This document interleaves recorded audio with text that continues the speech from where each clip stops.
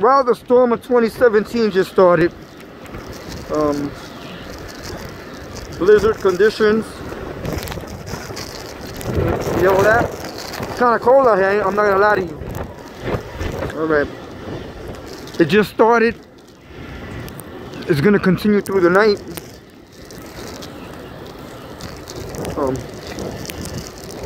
Yep.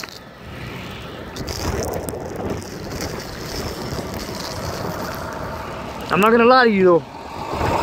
It's cold. You can't even see, look, it's whiteout condition. See it? Alright guys. Right now it's 24 degrees. So this snow is not going nowhere. Luckily, we came early and we shoveled. See all that? Can't see nothing out there. Alright guys, over and out.